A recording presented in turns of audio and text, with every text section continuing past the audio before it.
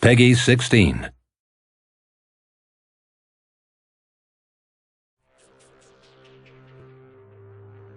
Greetings, this is Dyslexy from the ArmA community group Shack Tactical. In cooperation with Bohemian Interactive, I'm creating a series of videos to explain some of the basics of ArmA 3. Today we'll be discussing the usage of two types of specialized infantry roles, the sniper and the anti-tank or anti-aircraft launcher team. We'll be covering general tips of how they can be employed effectively. Snipers are designed to scout and engage enemies from greater distances than typical infantry, while launcher teams can knock out heavy vehicles that infantry are otherwise powerless to defeat. We'll look at snipers first, then move on to the launcher teams next. Snipers tend to operate in small groups some distance from supporting forces. Due to this, you must take extra measures to conceal yourself and avoid drawing undue attention from the enemy. Your ghillie suit is intended to camouflage as well as break up your silhouette to make it harder to detect. The key to this being effective lies in picking intelligent places to hide. Nobody's going to believe that a bush laying on a road isn't a person, whereas picking a wooded area or patches of terrain that match the ghillie's colors is using it the way it was meant to be used. The same can be said of movement. A key distinguishing feature between an actual bush and a sniper in a ghillie suit is that the bush isn't going to stand up and start walking. So stay low, move slowly, and take your time. Be aware that being a sniper isn't all about racking up a kill count from a distance. A good sniper team not only delivers precision fires, they also deliver intelligence. Spotting the enemy and communicating this to the rest of the team can be more significant than just popping off shots. Sometimes you'll do far more damage simply by talking your teammates through an area, warning them of dangers, or helping them to focus their efforts. When you do need to shoot, you'll want to have a solid understanding of what you're using as a weapon, how far you're shooting, and how that distance influences things, as well as what your target should be. We'll look at the M320 rifle as an example of a sniper's weapon. This is a .408 caliber rifle with a 7-round magazine and a high-power scope. Looking through the scope reveals a standard mil-dot reticle. This is a first focal plane reticle, which means that the reticle scales according to the zoom level. The details of how mil-dot ranging works is a bit beyond this video, but if you intend to be a high-speed sniper, you'll want to look into it. Usage of a rangefinder simplifies the process, which most sniper spotter teams will have access to in some form. ArmA 3 allows you to adjust your sight ranging. Once you know the range to your target, simply adjust as needed, and the center of your crosshair will correspond to that distance. Bear in mind that at extended ranges, the bullet will fly significantly above your point of aim during its flight to the target, and will strike with less force than at closer ranges. When you're preparing for an engagement, choose your targets carefully. Focus on high-value targets, leaders, people with powerful weapons, and similar. You generally want to aim for the center of the visible mass of whatever you're shooting at. While headshots can be achieved at closer ranges, a good chest or upper torso hit will kill just as well, and has a benefit of offering a larger target area and less chance for a near miss. You'll want to fire from the most stable stance available to you. Good positions will generally allow you to fire from the prone or in a sitting posture if grass obscures a prone perspective. Before firing, make use of your breath hold key. By default, this happens when holding your right mouse button down.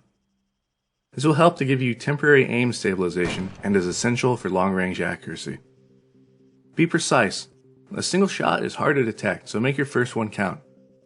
Remember that firing repeatedly from the same location makes it much easier for the enemy to find you and return fire.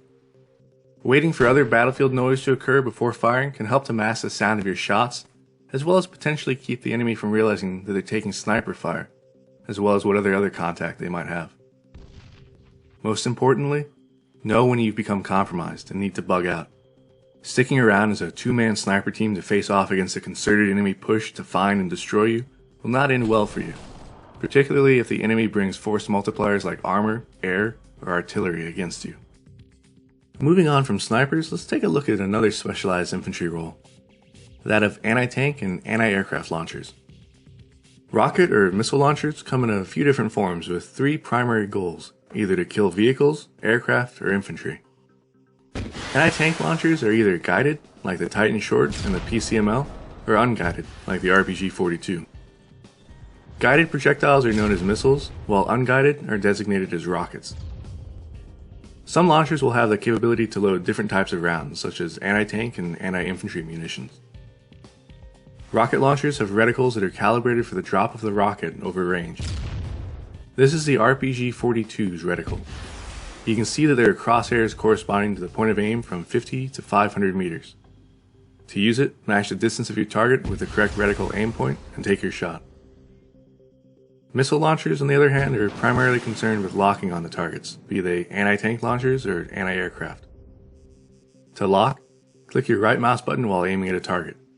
You'll see a box appear, then a diamond fade in over it. When the diamond turns solid, your lock is acquired and you can fire your missile. The Titan Short is one launcher with some additional functionality. While it can lock onto targets and automatically track them, it can also be fired in an unlocked mode, in which it will track along with the launcher's aim point. This can be used to precisely engage structures, infantry, or other targets that can't otherwise be locked. When it comes to the tactics used with launchers, the general theme is to act in a manner that respects the tremendous power of the sorts of vehicles and aircraft you'll be engaging. Agitating a tank by missing it with an anti-tank rocket is not conducive to your long-term survival. It's better to just blow them up and be done with it on the first shot, so make that first shot count. You generally want to strike armored targets either on their sides, their rear, or from above. The frontal armor is the strongest and hardest to defeat. Also, keep in mind where they're looking. You can tell where the driver and gunner are looking by the orientation of the vehicle and the turret.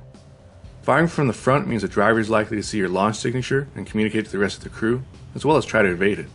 While firing when the turret is facing you, it's an easy way to get yourself promptly exploded. Try to fight vehicles in dense terrain. It's much easier to knock out a tank or similar in an urban area at close range than it is to try and hit them from a distance in more open terrain. Luring vehicles into towns or cities also allows you to fire them from above, making it that much harder for them to counter you. Try to select keyhole positions in which you can only be seen or engaged from a narrow angle. Knocking out a tank is great, but if his buddies saw you fire and return the favor, your victory celebration may be dramatically cut short. If you're using rockets against armor, it helps to have multiple gunners ready to engage.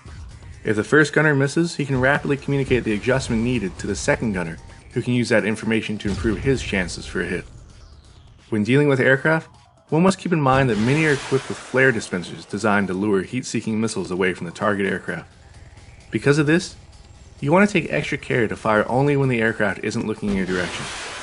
Giving them advance warning allows them to fire off their flares and potentially defeat the missile. Some dispensers will detect the launch of a missile and engage automatically. If this is the case, you may need to fire 2 missiles in rapid succession to get a higher probability for a kill. 2 separate anti-air gunners are ideal for this. Try to hit the aircraft when they're slow, and if possible, engage them from the rear or sides for maximum effect. The key to survival, whether you're an anti-tank or anti-aircraft gunner, is to stay aware of your environment, stay aware of the enemy threat, and employ your weapons such that the odds are stacked as highly in your favor as possible. As with all things, practice makes perfect. The more time you invest in learning how to fight tanks and aircraft as a launcher-equipped infantry, the more likely you are to succeed when it matters.